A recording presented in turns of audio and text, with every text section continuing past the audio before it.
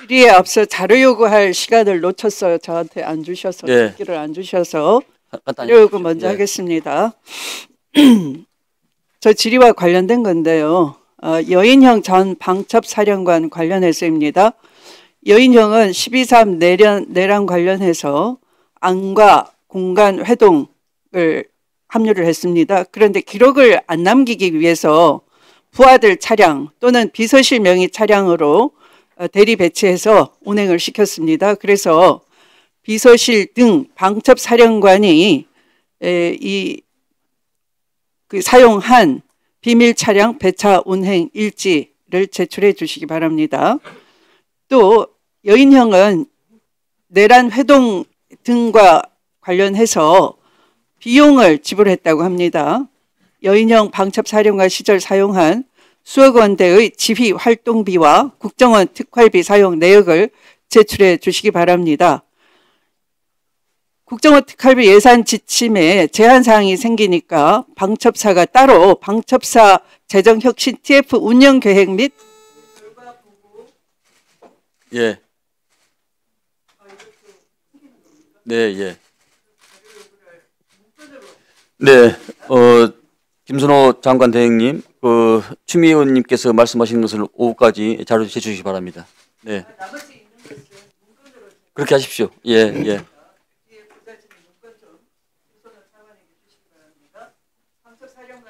박종건 증인 나오십시오. 이쪽으로 나오시기 바랍니다. 네. 좀 명확히 하고 지나가야 돼요. 예, 전 특선사령관입니다. 네네.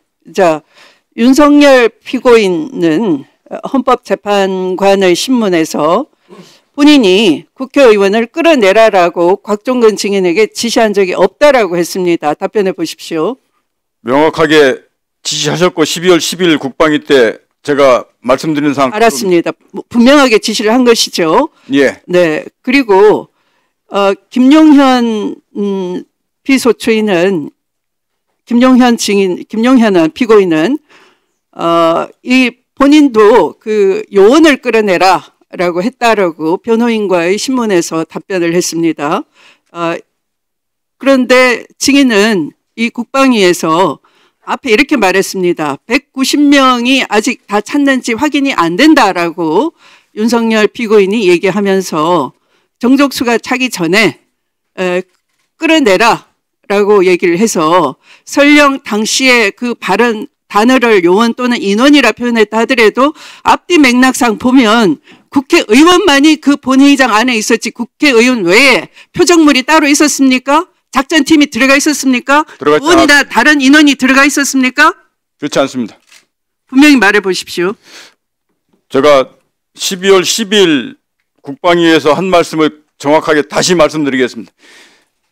대통령께서 저한테 직접 비아폰으로 전화하셨다고 분명히 말씀드렸고 그때 아직 의결 정족수가 채워지지 않은 것 같다. 빨리 국회 문을 부수고 들어가서 안에 있는 인원들을 밖으로 끄집어내라 라고 지시를 받았다고 말씀을 드렸습니다. 근데 그 인원이 요원을 빼내라고 했던 그때 당시의 시점에서는 도저히 그 인원들이 본관에 들어가 있지도 않았습니다. 알았습니다. 네. 그러니까 국회의원이나 국회 보좌진 외에 별도의 타겟 대상물이 없었다라는 것이죠. 그렇습니다. 본관 안에는. 네. 그리고 이 윤석열 피고인은 헌법재판소에서 본인이 직접 다치는 사람이 없도록 철수하라라고 국회의 계엄 해제 결의 후에 사령관들에게 지시했다라고 했는데 과연 그러한 지시를 한 사실이 있습니까? 저는 지시받은 바 없습니다. 네. 그러면 누구의 판단으로 철수를 하게 됐습니까? 철수 지시는 지난번 12월 10일 국회 국방위에서 분명히 제가 그때 처음 다시 말씀드렸습니다.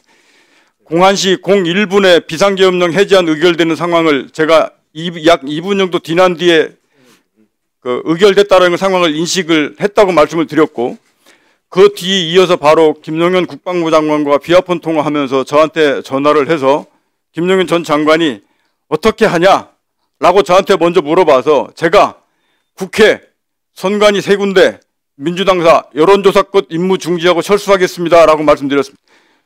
그러고 나서 답변이 알았다 얘기하시고 조금만 더 버텼으면 좋았을 걸라고 말을 해서 저는 그 뒤로 바로 전화를 끊고 바로 알았습니다. 이어서 707 그러면 특임단장 조금만 더 버텼으면 좋았을 것이라고 김용현 전 장관이 말을 했다는 것이죠. 예, 끝까지 하고 바로 이 말 때문에 오히려 국민들은 우려를 하는 겁니다. 제2, 제3의 비상계엄도 마음먹고 있었구나, 이 자들이.